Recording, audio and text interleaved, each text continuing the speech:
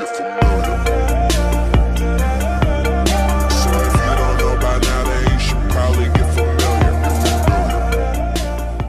आइए दोस्तों, हम लोग स्टार्ट करते हैं model set number 2 Jharkhand board के द्वारा निकाला गया है। जो आइए पहला नंबर क्वेश्चन हम लोग देखते हैं। जैसा कि आप देख पा रहे हैं भाई, बिंदुओं a, b तथा -a, b के बीच की दूरी ज्ञात कीजिए। बिंदु है, दो बिंदु है मेरे दोस्त, निर्देशांक जिसका दिया हुआ है, बिंदु का निर्देशांक कोऑर्डिनेट दिया हुआ है a, b पहला बिंदु है, और दूसरा बिंदु क्या है मेरे दोस्त, -a, b। तो इन दोनों बिंदु के बीच की दूरी हमें ज्ञात करनी है। ठीक है, इसका नाम दे देते हैं a और इसका नाम दे देते हैं b। जैसा कि हमें मालूम है दूरी सूत्र हमें मालूम है मेरे प्यारे दोस्त, AB इज इक्वल टू होता है, दूरी इज इक्वल टू होता है दूरी सूत्र से x2 - x1 का whole square plus y2 - y1 का होल स्क्वायर। जैसा कि आप देख पा रहे हैं, ये x1 है और ये y1 है, यहाँ पे x2 है और y2 है।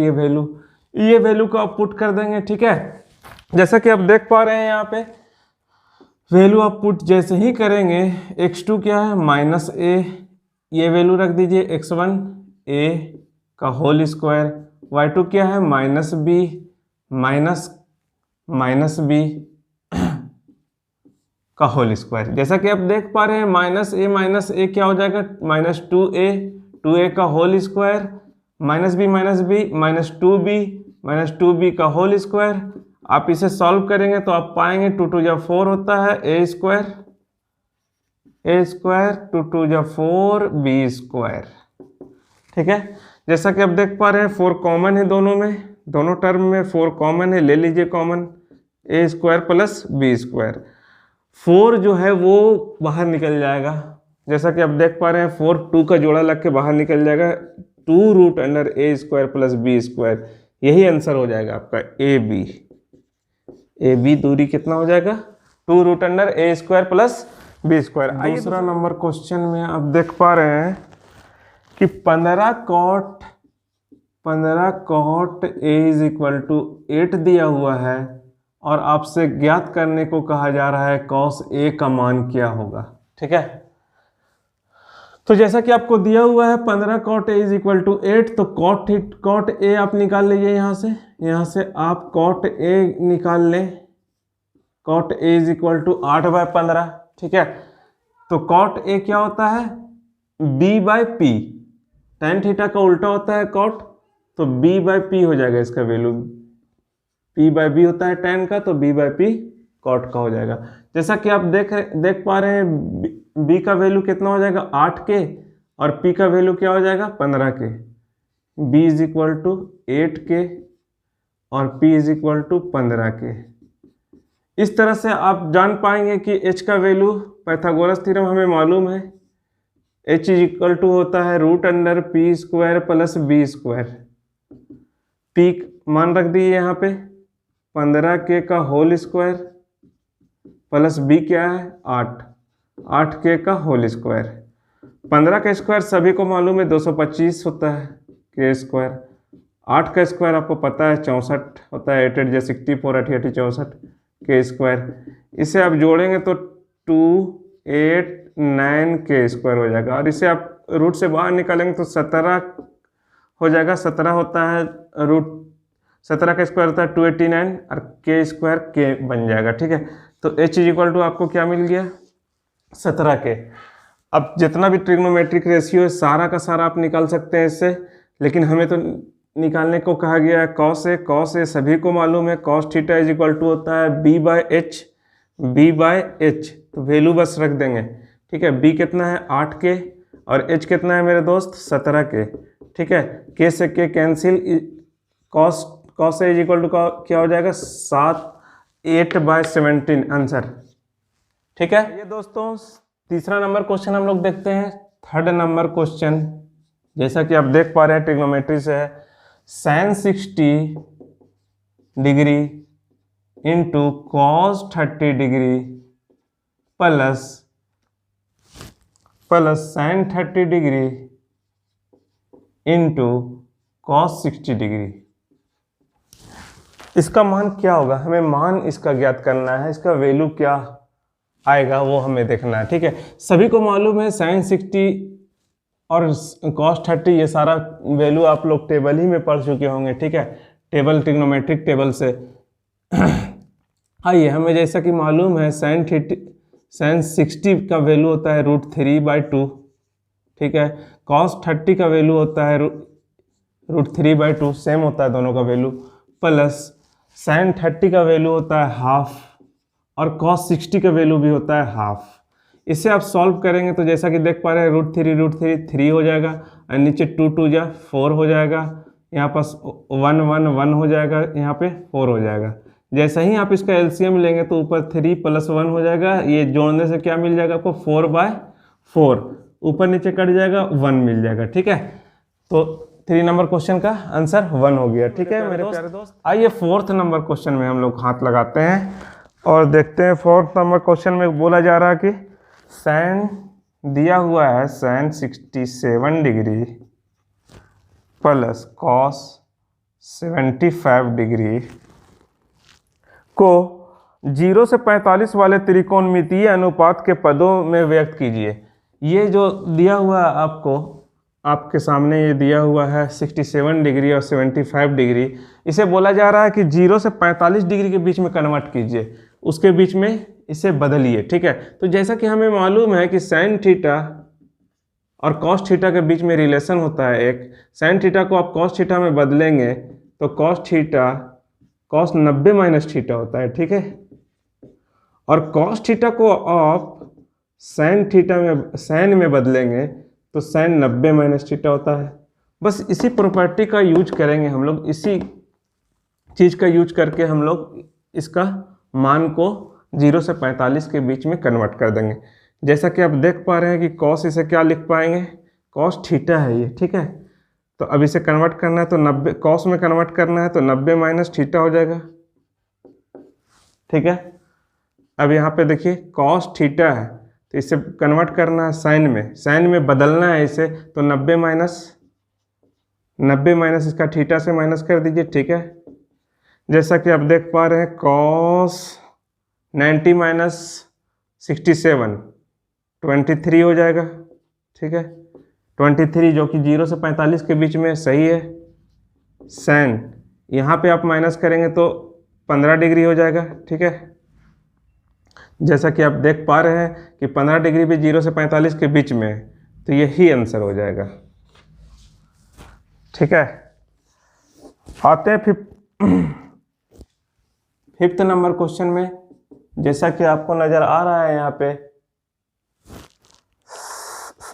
एक शंकु की तिर्यक ऊंचाई 16 सेंटीमीटर है और आधार की त्रिज्या 14 सेंटीमीटर है। इस शंकु की वक्र पृष्ठ क्षेत्रफल ज्ञात कीजिए। एक शंकु है, शंकु आपको बेहतर मालूम है कि इस तरह से बनता है। ठीक है, ये इसका रेडियस होता है, सभी को मालूम है। ये इसका त्रिज्या होता है यहाँ से यहाँ तक के, और ये हाइट होता है, ऊंचाई होता है इसका शंकु का, h से हम लोग दर्शाते हैं। ठीक है, और ये इसका तिर्यक ऊंचाई बोला जाता है, L से जिसे हम लोग निरूपित करते हैं, दर्शाते हैं, रिप्रेजेंट करते हैं। ठीक है, तो क्या क्या दिया हुआ है यहाँ पे, तिर्यक ऊंचाई दिया हुआ है 16 सेंटीमीटर। तिर्यक ऊंचाई कितना दिया हुआ है, L = 16 सेंटीमीटर दिया हुआ है। ठीक है, और त्रिज्या दिया हुआ है 14 सेंटीमीटर, त्रिज्या R दिया हुआ है 14 सेंटीमीटर। हमें वक्र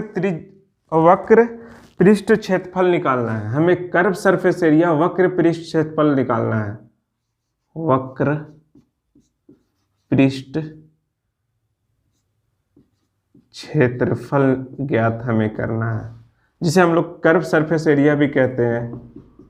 कर्व सरफेस एरिया शंकु का पृष्ठ क्षेत्रफल होता है πRL। क्या होता है, πRL। बस खत्म, वैल्यू पुट कर दें सिर्फ। पाई का वैल्यू होता है 22/7। R यहाँ पे आपको नज़र आ रहा है 14 है, और L भी जैसा कि देख पा रहे हैं आप 16 है। 7 से 2 बार में 16 दूनी 32, 16 दूनी 32, यहाँ में इसमें भी 2 है, 32 दूना 64, फिर 11 भी है यहाँ पे, तो 4, 6 4 10 और यहाँ पे 6, 6 4 10 और यहाँ पे एक जुटेगा आके तो 704 हो जाएगा। ठीक है, तो पृष्ठ क्षेत्रफल था तो सेंटीमीटर में है तो सेंटीमीटर स्क्वायर आंसर। आइए 6 नंबर क्वेश्चन हम लोग सॉल्व करते हैं। 6ठा नंबर क्वेश्चन हम लोग देखते हैं क्या दिया हुआ है। x माइनस ए दिया हुआ है, x माइनस ए कॉमा एक्स और x प्लस ए का माध्य ज्ञात करना है, इसका मीन ज्ञात करना है। ठीक है, तो मीन जैसा कि हम जानते हैं कि मिड पॉइंट होता है, मीन बीच का बिंदु होता है। तो जैसा कि हम देख पा रहे हैं ये x से a कम है और ये x से a ज़्यादा है और ये x माइनस a से a ज़्यादा है और ये x से a ज़्यादा है। तो देखने ही से पता चल रहा है कि आंसर क्या हो जाएगा x। इसका मध्य बिंदु क्या है, a है। लेकिन आइए हम लोग सॉल्व कर लेते हैं इसे इस तरह से, जैसा कि मध्य बिंदु सारा मान का जोड़ होता है, सारा मान का योग होता है और जितना भी संख्या है उससे हम लोग भाग करते हैं तो ही तो मीन निकलता है, तो ही तो मध्य बिंदु निकलता है। ठीक है, तो यहाँ पे जो भी मान है उसे उसका आप योग कर लें और जितना भी है 1 2 3 तो 3 से भाग कर दे। ठीक है, तो माइनस ए से प्लस ए गया, x plus x plus x, 3x है तो 3x डिवाइडेड बाय 3 से 3 कट गया, x आंसर। ठीक है, आइए दोस्तों 7वां नंबर क्वेश्चन हम लोग देखते हैं। जैसा कि आप देख पा रहे हैं 7th नंबर क्वेश्चन यहाँ पे बना लेते हैं हम लोग।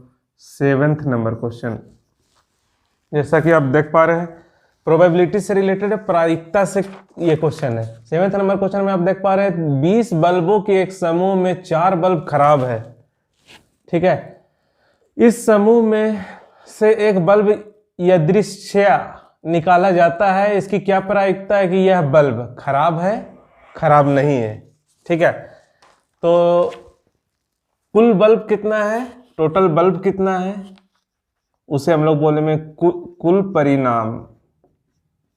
कुल परिणाम यहाँ पे बोला जाता है प्रायिकता में, टोटल नंबर जितना होता है उसे कुल परिणामों की संख्या यहाँ पे 20 है, टोटल बल्ब 20 है। जिसमें खराब बल्ब कितना है, खराब बल्ब यहाँ पास 4 खराब बल्ब है।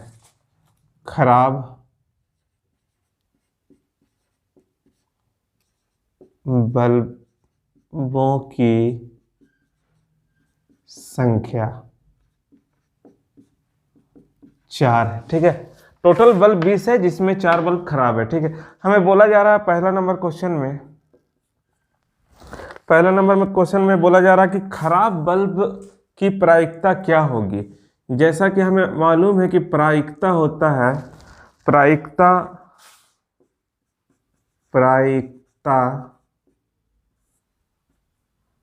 प्रायिकता का सूत्र होता है कुल परिणामों की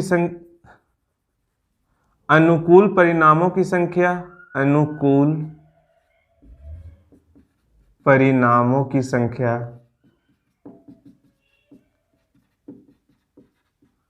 डिवाइडेड बाय कुल परिणामों की संख्या, कुल संभव परिणामों की संख्या, कुल परिणामों की संख्या। जैसा कि ये फार्मूला हमें मालूम है, पहला क्वेश्चन में बोला जा रहा है कि खराब बल्ब ये 20 बल्ब से रैंडमली यथा क्या लिखा हुआ है, यथादृश्य, रैंडमली यथादृश्य जो भी आप कहिए उससे निकाला जाता है, बिना देखे हुए निकाला जाता है।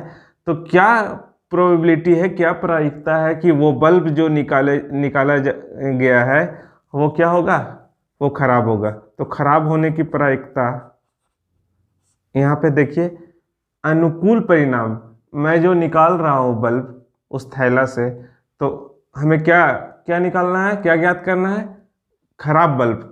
तो खराब बल्ब टोटल कितना है, 4, तो 4 ऊपर लिख देंगे। ठीक है, कुल परिणामों की संख्या, टोटल बल्ब कितना है, 20, यही आंसर है।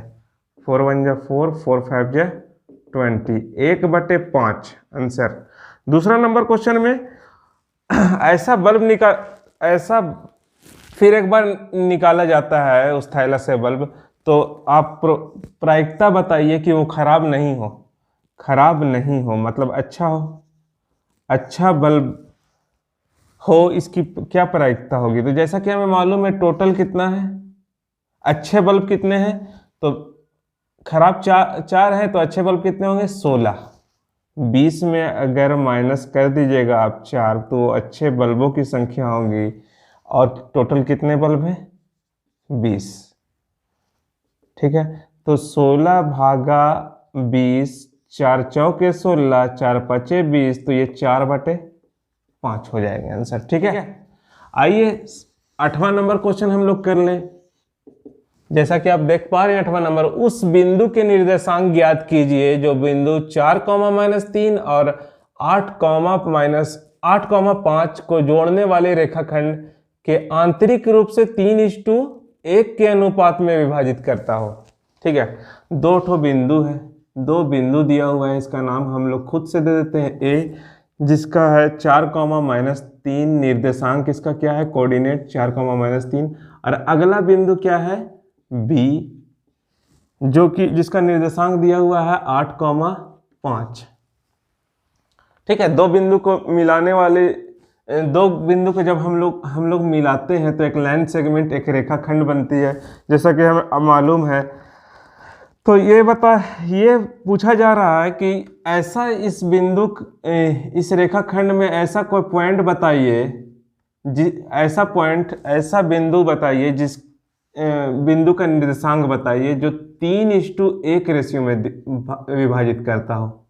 कितना, 3:1 रेशियो में। तो हम लोग मान लेते हैं कि वो बिंदु जो है वो P, x उसका एड्रेस क्या है, उसका कोऑर्डिनेट क्या है, उसका निर्देशांक x, y है।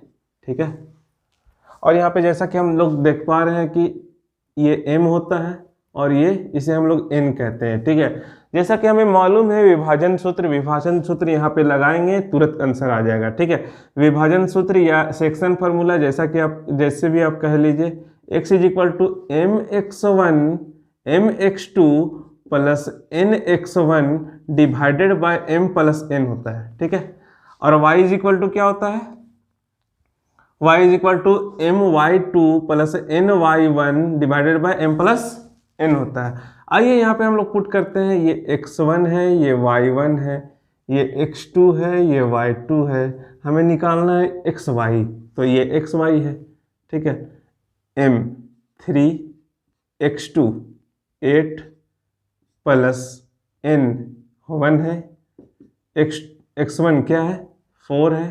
ठीक है, m प्लस n 3 प्लस 1, इसे आप कैलकुलेट करेंगे, आपका x का वैल्यू आ जाएगा,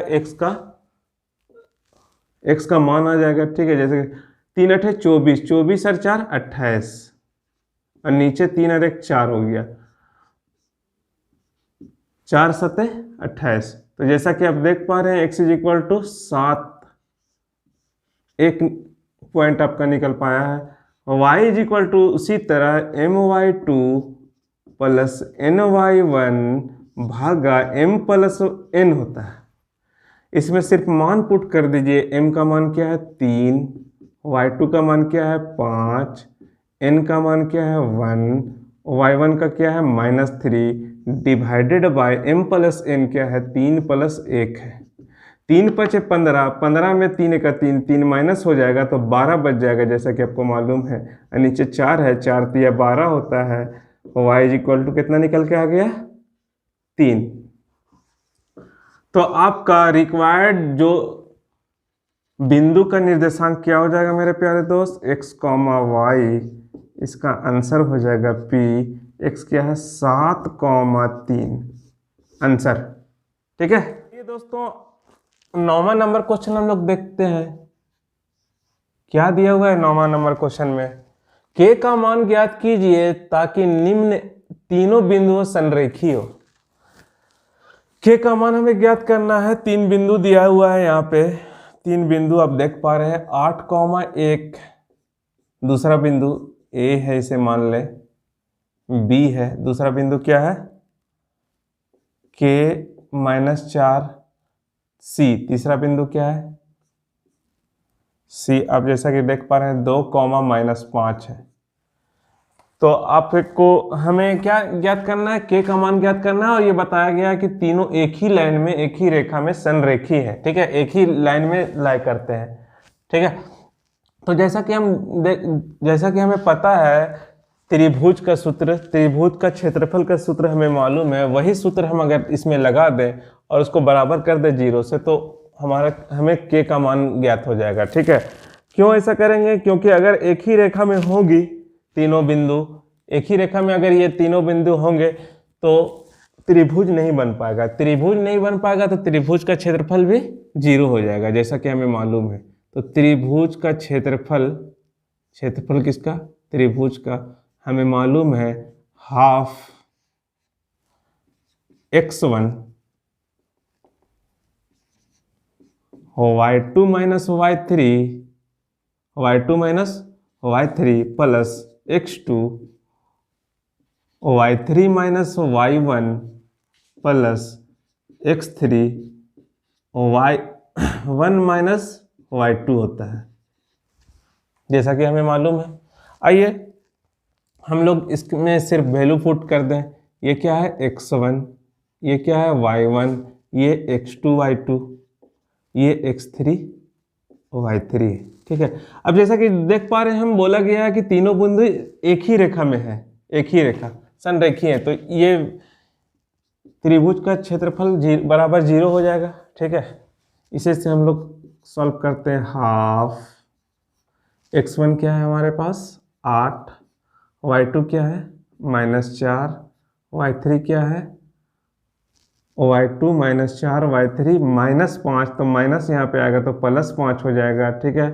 x2 क्या है, x2 आप देख पा रहे हैं k, y3 क्या है -5, y1 -1 प्लस x3 2 है, y1 क्या है 1, y2 क्या है -4 है, तो माइनस आएगा यहाँ पे तो +4 हो जाएगा, =0।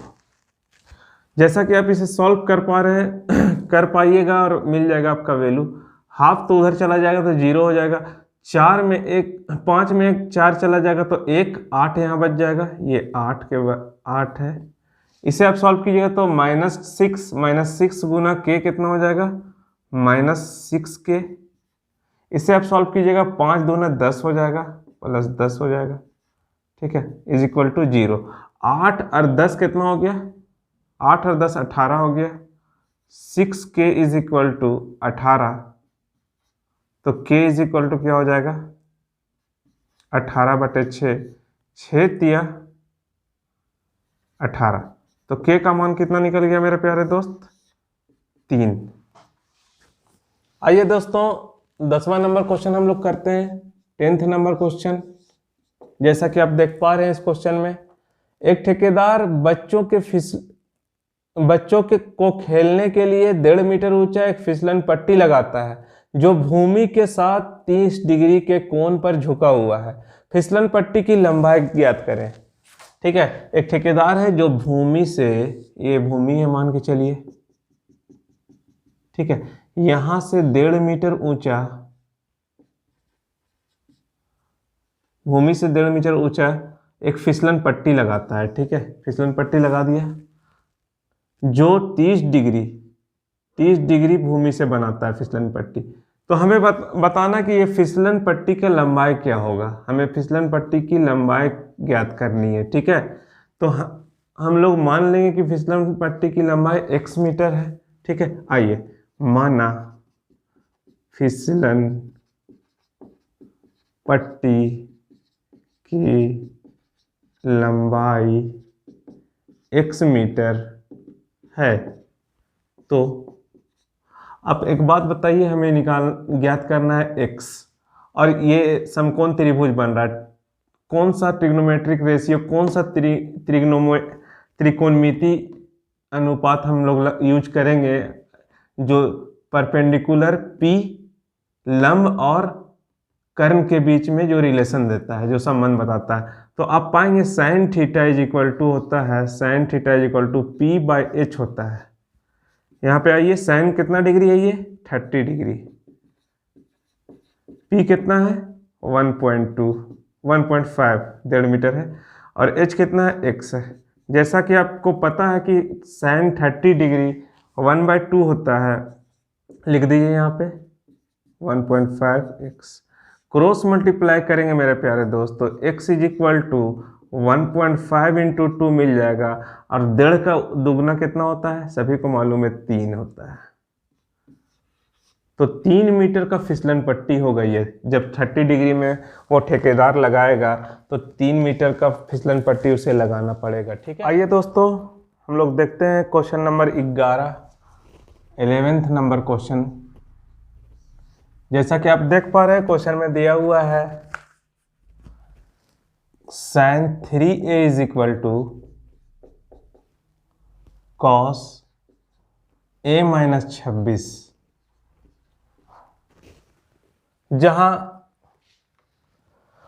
जहां 3a एक न्यून कोण है तो a का मान ज्ञात कीजिए। इसमें हमें a का मान ज्ञात करना है मेरे दोस्त। तो जब भी ऐसा इस तरह का क्वेश्चन रहे तो आप दोनों त्रिकोणमितिक अनुपात को एक तरह का करें, एक तरह का बनाएं। ठीक है, तो जैसा कि आप देख पा रहे हैं कि साइन थीटा को अगर कॉस में बदल दिया जाए तो ये तो सही हो जाएगा, ये तो एक तरह का हो जाएगा।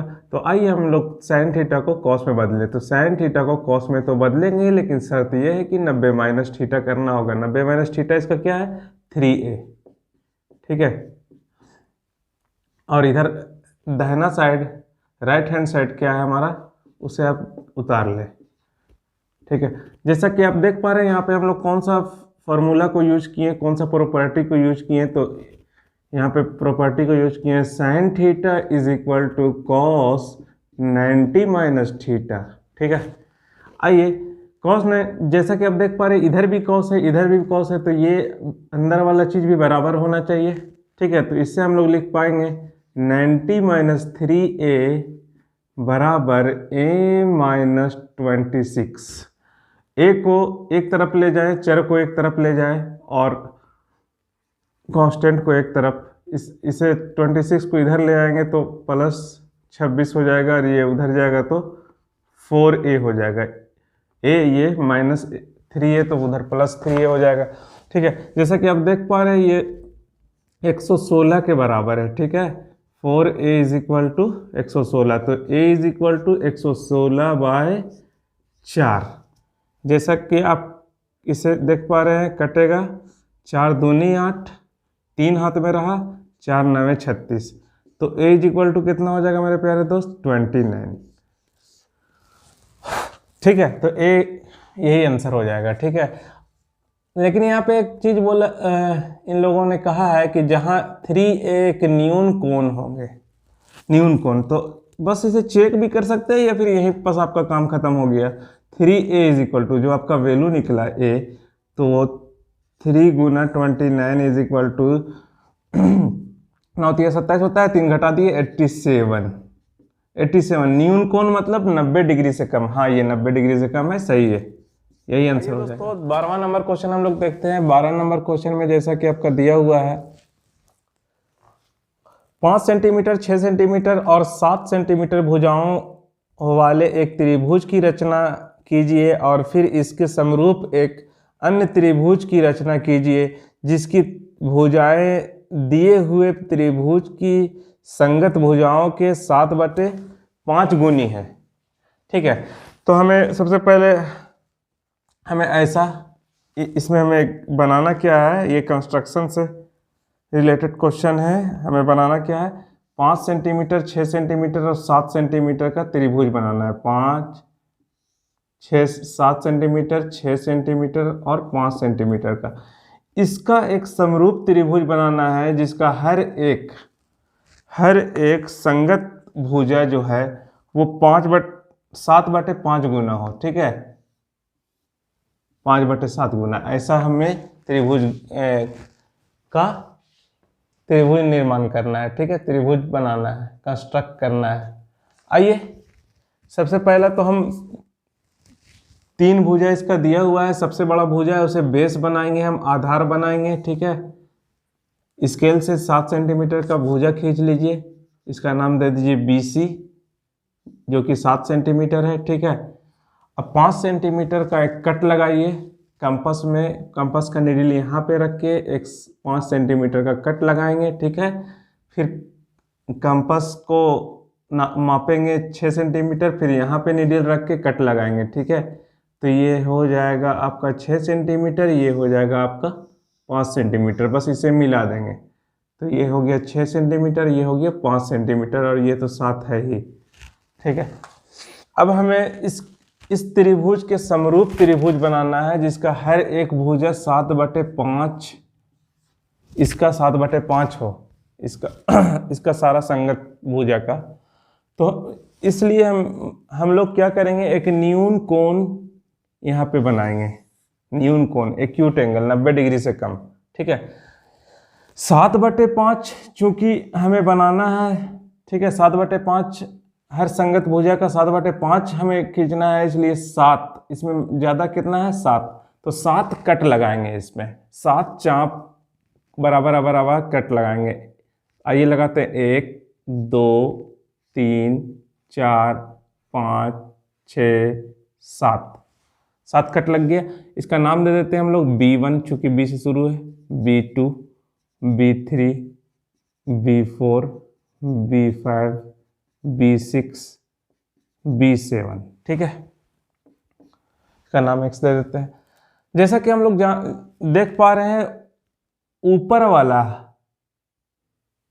ऊपर वाला बड़ा है, न्यूमरेटर और डिनोमिनेटर में देख पा रहे हैं कि न्यूमरेटर बड़ा है, तो इसका मतलब बड़ा त्रिभुज बनेगा, जो त्रिभुज है वो बड़ा होगा।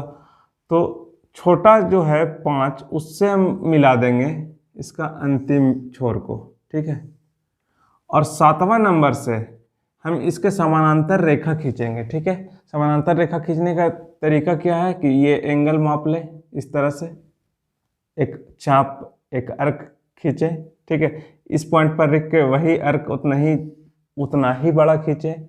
यहाँ पे जितना बड़ा यहाँ पे खुला हुआ है, जितना बड़ा कोण यहाँ पे है, यहाँ पास भी हम बनाने की कोशिश कर रहे हैं, तो यहाँ पे रखेंगे तो ये आसपास आपका कट लगेगा, ठीक है। तो ये जैसा कि आप देख पा रहे कट यहाँ पास लगेगा, तो ये मिलाइएगा आप, तो इस तरह से आगे चला जाएगा। इसको आगे बढ़ाएंगे मेरे प्यारे दोस्त, तो यहाँ पे कहीं पे मिलेगा, और यहाँ पे पॉइंट रख कर इसका समरूप अब हमें बनाना है। किसका समरूप? इसका। तो उसी तरह से इसका समांतर हमें बनाना है, इस लाइन के समानांतर बनाना है हमें। तो यहाँ पे भी चाप लगाएंगे, वही अर्क यहाँ पास भी बनाएंगे। जितना बड़ा ये खुला हुआ एंगल, उतना ही बड़ा हम खोलने का कोशिश करेंगे। तो जैसा कि आप देख पा रहे हैं, ये इस तरह से लाइन आगे बढ़ जाएगा। ये कट अगर यहाँ लगा है तो इस तरह से, और इसे आगे बढ़ाइएगा तो यहाँ पे कहीं पे मिल जाएगा, ठीक है। अगर नाम इसका ABC था तो ये A-B-C-, जो आपको कहा गया था कि ऐसा एक त्रिभुज बनाइए जो दिया हुआ त्रिभुज का 7/5 जिसका हर एक संगत भुजा हो। तो यही है वो त्रिभुज A-B और C, यही त्रिभुज है,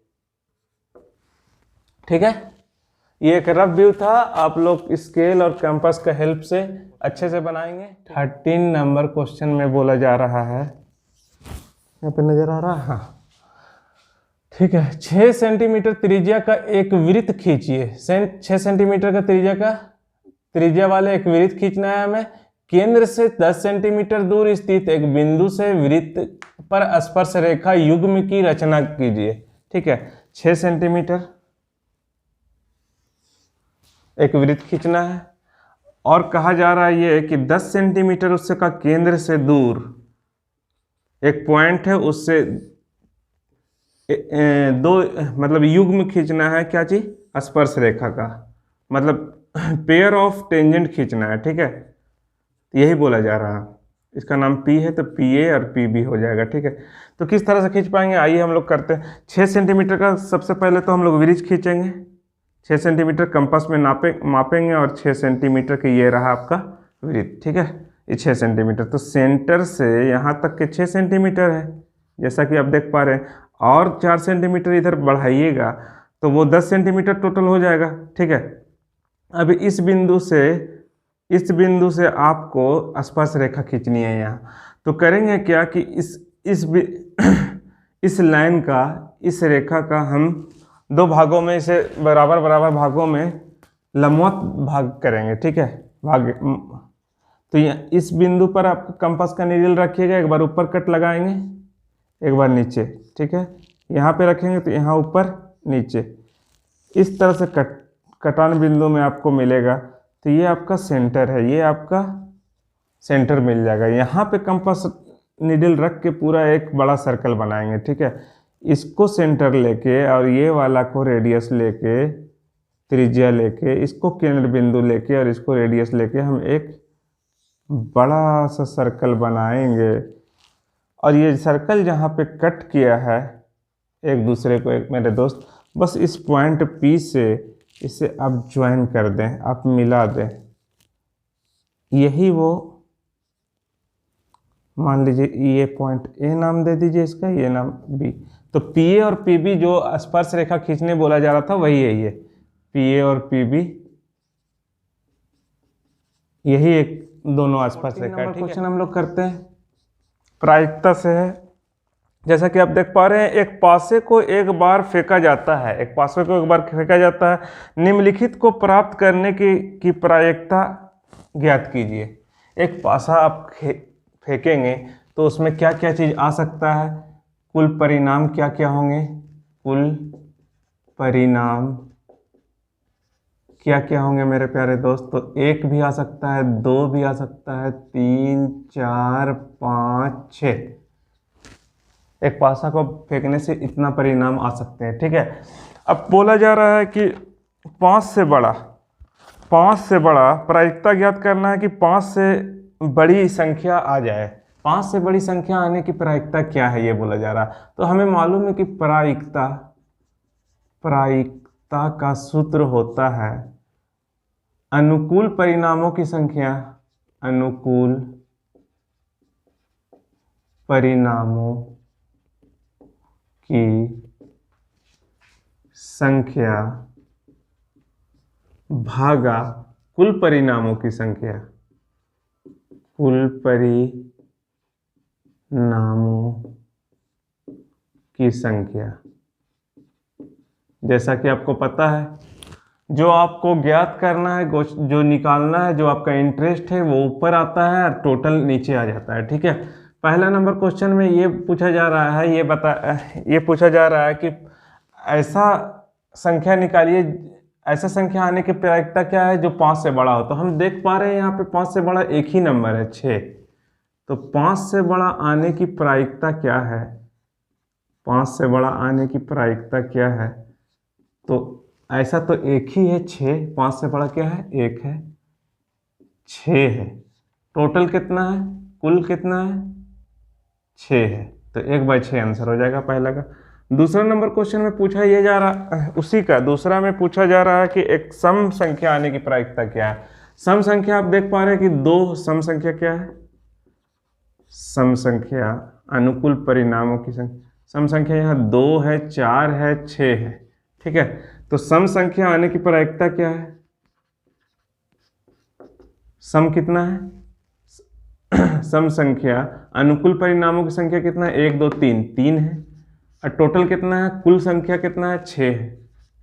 3 1 3, 3 2 6, 1/2 आंसर। तीसरा नंबर क्वेश्चन, इसी का तीसरा नंबर में पूछा जा रहा है कि एक भाज्य संख्या आने की प्रायिकता क्या है। एक भाज्य संख्या आने की प्रायिकता क्या है। भाज्य संख्या का मतलब होता है कंपोजिट नंबर, जिसको तोड़ा जा सके, ठीक है। भाज्य संख्या यहाँ पे क्या है, अब देख पा रहे हैं यहाँ पे सबसे पहला भाज्य संख्या 4 है। 4 को 2 × 2 में तोड़ा जा सकता है, इसे भी नहीं तोड़ा जा सकता। ये प्राइम नंबर है। अभाज्य संख्या, ये भी अभाज्य है, ये भी अभाज्य है। 4 सबसे पहला भाज्य संख्या है, 4। उसके बाद 5 भी तो नहीं टूटेगा, ये भी अभाज्य संख्या है, प्राइम नंबर है, ये टूट जाएगा, ठीक है। 6। तो आपका भाज्य संख्या आने की प्रायिकता जो है वो क्या होगी, टोटल भाज्य संख्या का कुल कितने हैं, 2 है। टोटल कितने हैं, 6 हैं। 2 1 2, 2 3 6। तो 1/3 आंसर। नंबर क्वेश्चन आप जैसा कि देख पा रहे हैं 15th में कि एक मीनार के पाद बिंदु से एक भवन के शिखर का उन्नयन कोण 30 डिग्री है और भवन के पाद बिंदु से मीनार के शिखर का उन्नयन कोण 60 डिग्री है। यदि मीनार की ऊंचाई 50 मीटर हो तो भवन की ऊंचाई क्या होगी। जैसा कि आप देख पा रहे हैं यहाँ पे क्वेश्चन में बोला गया है कि दो चीज़ है, एक मीनार है और एक भवन है। भवन इधर हम लोग बना लेते हैं और एक मीनार, मीनार ऊंचा होगा, जाहिर सा बात है, ठीक है। ये मीनार है, एक भवन है, ठीक है। अब फिर से पढ़ लेते हैं हम लोग क्वेश्चन एक बार। एक मीनार की पाद बिंदु से, फुट, मीनार का फुट से, पाद बिंदु का मतलब होता है फुट से, भवन के शिखर का उन्नयन कोण 30 डिग्री है। भवन का शिखर, भवन का टॉप का उन्नयन कोण कितना है, 30 डिग्री। जबकि एक भवन के पाद बिंदु से, भवन के पाद बिंदु से मीनार के शिखर का उन्नयन कोण 60 डिग्री है, ठीक है। ये 60 डिग्री है मेरे प्यारे दोस्त। तो जैसा कि आप देख पा रहे हैं लिखा हुआ है, यदि मीनार की ऊंचाई 50 मीटर है तो भवन की ऊंचाई क्या होगी। इसका हाइट अगर 50 मीटर है, इसका ऊंचाई 50 मीटर है, तो ये भवन का क्या होगा। मान लेते हैं इसका हाइट x मीटर होगा, ठीक है। तो जैसा कि आप देख पा रहे हैं, ABC से नाम दे दीजिए और इसका ABCD, ठीक है। आते हैं, जैसा कि आप देख पा रहे हैं, दो समकोण त्रिभुज बना है, दोनों में tan थीटा लगाएंगे, आंसर आ जाएगा, ठीक है। जैसा कि आप देख पा रहे हैं tan थीटा छोटे वाले त्रिभुज में, पहले तो मान लेते हैं कि भवन का ऊंचाई कितना है। भवन माना, भवन की ऊंचाई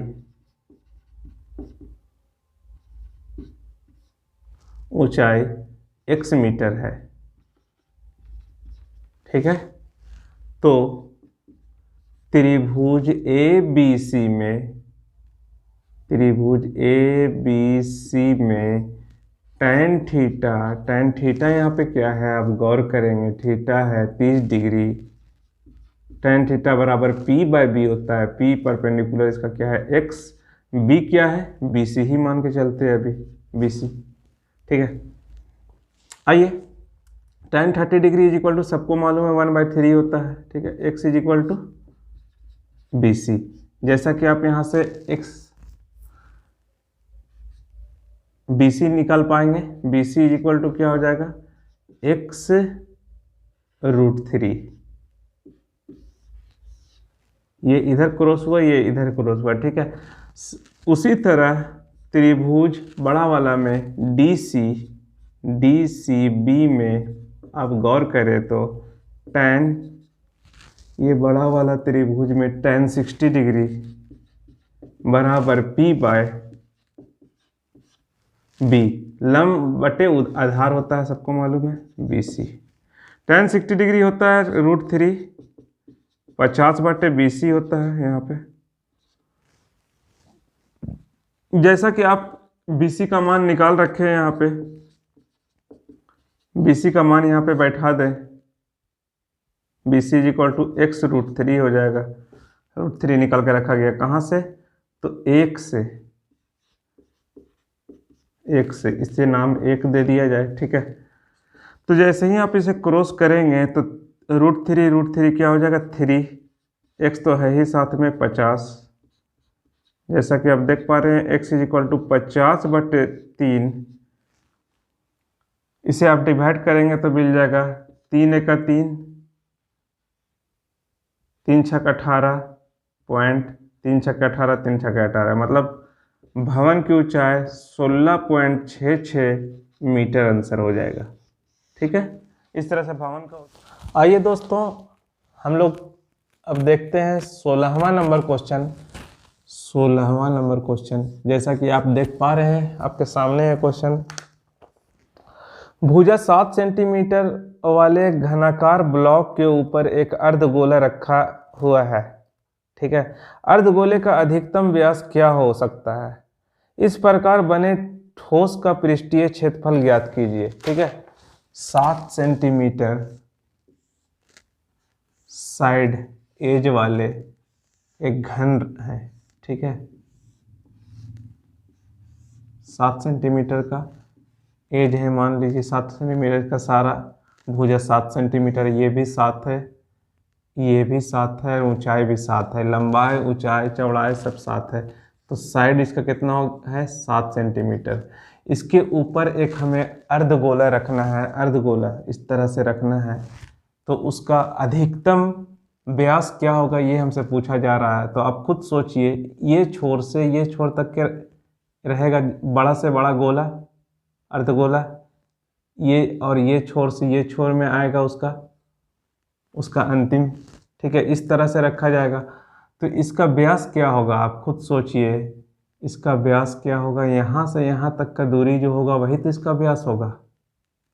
तो ये दूरी कितना है 7 सेंटीमीटर, चौड़ाई कितना है 7 सेंटीमीटर और ऊंचाई कितना है 7 सेंटीमीटर। तो यहाँ से यहाँ तक के आपका पूरा व्यास कितना हो जाएगा 7 सेंटीमीटर। तो अर्धगोला का अधिकतम, अर्धगोला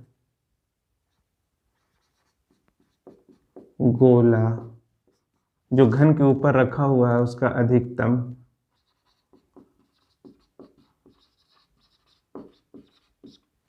व्यास 7 सेंटीमीटर का ही होगा, ठीक है। तो इस व्यास इसका 7 सेंटीमीटर है ये अर्धगोला का, तो इसका रेडियस कितना हो जाएगा मेरे प्यारे दोस्त 7/2 सेंटीमीटर। तो रेडियस कितना हो जाएगा, ये तो पहला पार्ट का आंसर हो गया। रेडियस ये अर्धगोला का क्या हो जाएगा 7/2 सेंटीमीटर, ठीक है। आते हैं तो ये पूरा जो सॉलिड बना, ये पूरा जो ठोस बना, उसका हमें पृष्ठ क्षेत्रफल ज्ञात करना है, ठीक है। जैसा कि हमें मालूम है कि पृष्ठीय क्षेत्रफल जो होगा वो सिर्फ घन रहता तो 6 गुना साइड स्क्वायर होता, 6 गुना साइड स्क्वायर, ठीक है। लेकिन यहाँ अर्धगोला है, अर्धगोला जैसे ही रखेंगे तो आप इसका यहाँ ये भी सर्कल बनेगा, ये भी एक वृत्त बनेगा, जैसा कि आप देख पा रहे हैं यहाँ पास, वो तो छिप जाएगा पार्ट, तो उसे माइनस करना होगा हम लोगों को। जो पार्ट यहाँ पे रहेगा उसे तो माइनस करना होगा ये पार्ट को, ठीक है। तो πr², अगर वृत्त बनना तो वृत्त का एरिया माइनस कीजिएगा, ठीक है।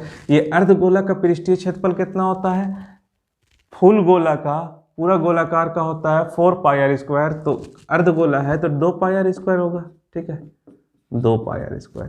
इसे आप सॉल्व कर लें 6a² और 2πr² में 1πr² गया तो πr² बच जाएगा, ठीक है। जैसा कि आप वैल्यू पुट करेंगे यहाँ पास, ए साइड कितना दिया हुआ है 7 का स्क्वायर, ठीक है, पाई कितना है 22/7, आर कितना है 7/2, स्क्वायर है तो 7/2 2 बार, ठीक है। 7 से 7 कैंसिल, 2 1 2 2 1 2, ठीक है। जैसा कि आप देख पा रहे हैं 7 7 49, 6 गुना 49, 11 गुना 7 77/2, 6 4 24, 240, 6 9 54, 294, ठीक है। 77 का आधा होता है 38.5, 38.5। आप इसे जोड़ेंगे मेरे प्यारे दोस्त, तो जैसा कि देख पा रहे हैं 0.5, 8 4 12 के 2 हाथ में रहा 1, 9 3 12 और 1 13 हाथ में रहा 1, 332 सेंटीमीटर स्क्वायर आंसर हो जाएगा, ठीक है। तो 17 नंबर क्वेश्चन हम लोग देखते हैं। 17th नंबर क्वेश्चन आपके सामने है। दिया गया है कि एक जूस बेचने वाला अपने ग्राहकों को चित्र में दर्शाए गए गिलासों से दूध देता था।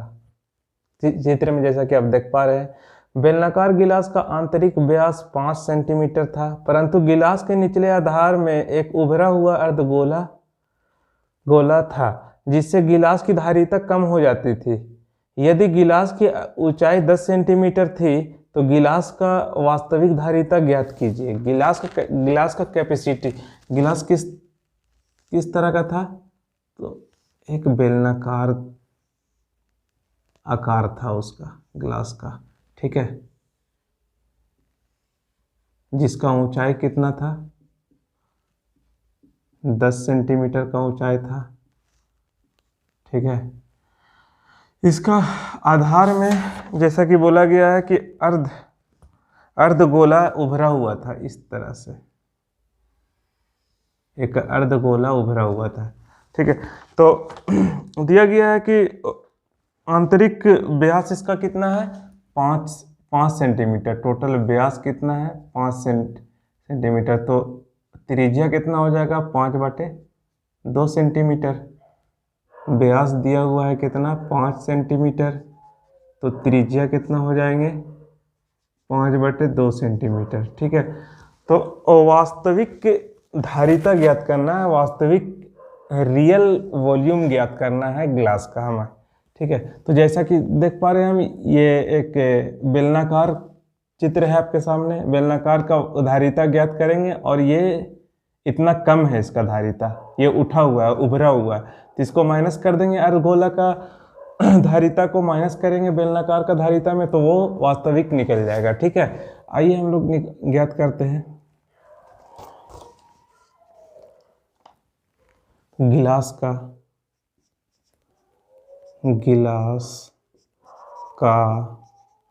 वास्तविक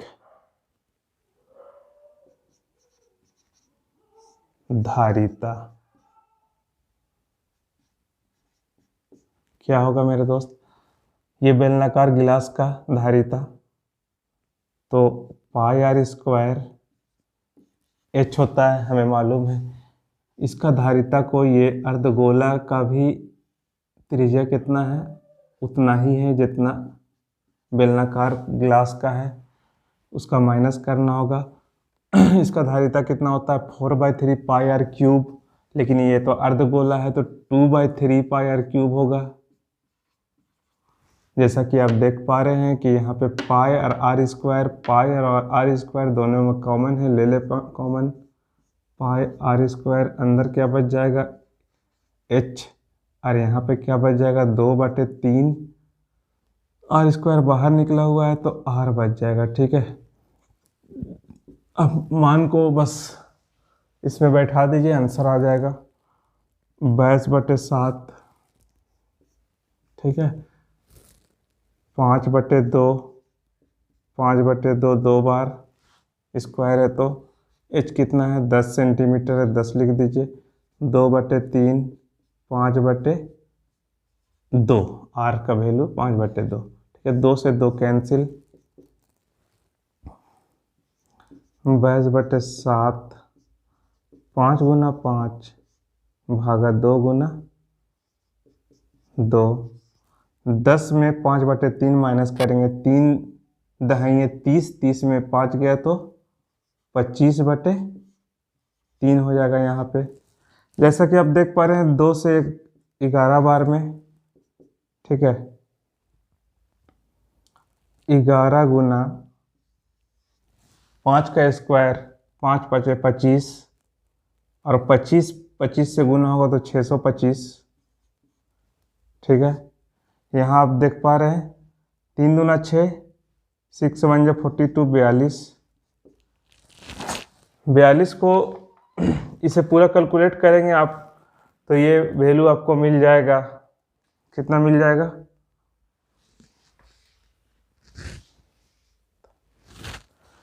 इसे आप पूरा कैलकुलेट करेंगे इससे तो 152.77, चूँकि धारिता है हम लोग ज्ञात किए हैं तो सेंटीमीटर का क्यूब हो जाएगा आंसर। ठीक है, आइए दोस्तों 18 नंबर क्वेश्चन देखते हैं हम लोग। जैसा कि आंकड़ा आपको दिया हुआ है 18 नंबर क्वेश्चन का, और इसका माध्य हमें ज्ञात करना है। क्या ज्ञात करना है, माध्य। तो ये FI है, बारंबारता FI से डिनोट होता है। ठीक है, इसका मध्य बिंदु हम निकालेंगे ये दोनों का बीच का, तो इसे मध्य बिंदु कहते हैं। और ये डिनोट होता है, ये रिप्रेजेंट होता है, ये निरूपित होता है XI से। ठीक है, ये दोनों का मध्य बिंदु, दोनों को जोड़िए और 2 से भागा कर दीजिए। ठीक है, तो आपको मिल जाएगा 10। ये दोनों का बीच का भी आप देख सकते हैं गैप कितना है, 10। ये दोनों का बीच का क्या चीज़ है, 10। 10 20 का बीच का गैप कितना है, 20 का है, तो उसका आधा कितना हो जाएगा, 10। 20 का है तो उसका आधा जोड़ दीजिए, 30। बस यहाँ से 20 का गैप चल रहा है तो 20 का ही चलेगा।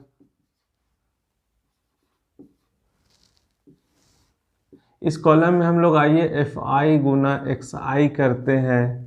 इस कॉलम का वैल्यू से इस कॉलम का वैल्यू से गुना करते हैं। 17 गुना 10 170, 28 गुना 30, 3 दूना 6 60, 3 अड़िया 24, 24 60 और 24 84 और एक जीरो लगा दीजिए। 5 तिया 15 150, 5 दूनी 10 150 160, ठीक है 1600, 7 दूनी 14 140, 7 चौके 28 140, 168 1680, 19 9 171 होता है, ठीक है। जैसा कि माध्य का फार्मूला होता है summation F I Guna x I divided by भागा समेसन एफ आई, ठीक है। इस कॉलम को हम जोड़ेंगे तो समेसन हमें मिलेगा एफ आई गुना एक्स आई, ठीक है। और इस कॉलम को जोड़ेंगे तो हमें मिल जाएगा समेसन एफ आई, ठीक है। इसे जोड़ते हैं तो देखते हैं हम लोग 100 को जोड़ देते हैं। 100 800 900 900 और 1600 2500, 2500 और 1600 4100, 2500 और 1600 4100, 4100 और 1700 41 48 5800, 5800 5890, 5890 और ये 40 5800 5930 5900 6000 70 5930 और 70 6000 हो जाएगा। 1 2 3। इस कॉलम को जोड़िएगा तो समेसन एफ आई आपको मिलेगा। जैसा कि आप जोड़ेंगे इसे तो 17 दूनी 34 और 2 38 38 और ये हो गया आपका 38 38 तो 40 40 38 70 70 और ये आपका 60 हो गया।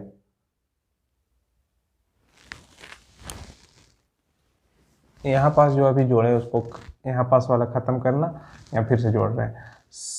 इसे आपको जोड़ना है, इसे समेसन एफ आई मिलेगा आपको, ठीक है। 17 दूनी 34 34 और 2 36 36 को आप जोड़ लेंगे इससे तो ये आपको दे देगा 3 दूना 60 और ये 60 60 और 60 कितना होता है 120।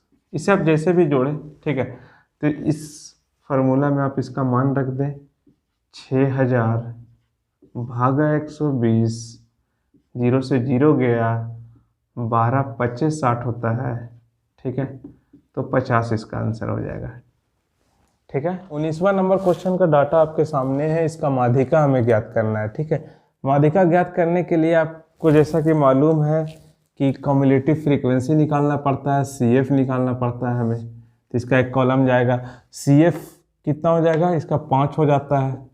10 से कम कितना है 5 है, 20 से कम कितना है तो 5 और 8 जुड़ेगा, 8 5 13 और फिर इससे इस तरह से जुड़ता चला जाता है, कितना हो जाएगा 33 और ये जुड़ेगा तो कितना हो जाएगा 43 और 5 48 48, ये जुड़ेगा तो कितना हो जाएगा 55 और ये जुड़ेगा तो कितना हो जाएगा 60। जैसा कि आप देख पा रहे हैं वर्ग अंतराल, इसे भी जोड़ेंगे आप तो ये फ्रीक्वेंसी ये बारंबारता का जोड़ भी 60 आएगा। जैसा कि आप देख पा रहे हैं 8 5 13 13 और 20 33 33 और 5 38 48 48 और 7 55 और 5 60, ठीक है। तो इसे n से डिनोट हम लोग करते हैं, n से निरूपित करते हैं, ठीक है। आइए n इज इक्वल टू कितना है आपका 60, तो n/2 बराबर कितना हो जाएगा 30 हो जाएगा। 30 से जस्ट ज़्यादा इस कॉलम में सी एफ वाला कॉलम में कौन सा वैल्यू है तो आप पाएंगे कि ये 33 है। तो यही आपका मीडियम माध्यिका वर्ग हो जाएगा। क्या हो जाएगा, यही वाला माध्यिका वर्ग हो जाएगा। इससे जस्ट ऊपर वाला सी एफ होता है, ठीक है। सी एफ का वैल्यू जो फार्मूला में बैठाएंगे ये तो फ्रीक्वेंसी हो जाएगा, ये हमारा लोअर लिमिट हो जाएगा। माध्यिका वर्ग क्या है, यही है। तो एल डाटा आप कलेक्ट कर लें, एल बराबर क्या हो जाएगा 20, एफ बराबर क्या हो जाएगा 20, ठीक है। और C F is equal to क्या हो जाएगा CF इज इक्वल टू जैसा कि आप देख पा रहे हैं 13 हो जाएगा। ठीक है, गैप कितना है, gap H is equal to 10 है। ठीक है, आइए हम लोग फार्मूला जैसा कि जानते हैं माध्यिका का फार्मूला हमें मालूम है L plus n/2 minus CF divided by F into H होता है। ठीक है मेरे दोस्त, तो L कितना है हमारा 20, जैसा कि हम देख पा रहे हैं। n/2 कितना है 30 है, CF कितना है 13 है, डिवाइडेड बाय F कितना है 20 है, H 10 है। ठीक है, इसे आप सॉल्व करेंगे आपको मान मिल जाएगा 20, 13 गया, कितना हो गया तो आप जैसा कि देख पा रहे हैं यहाँ पे 17 हो जाएगा, 17 भागा 2 गुना 10, 0 से 0 खत्म। 17 का आधा कितना होता है मेरे भाई, 8.5 होता है। ठीक है, तो 8.5 जोड़ेगा तो 28.5 हो जाएगा। तो माध्यिका हमारा निकल कर सामने आ गया आंसर। ठीक है।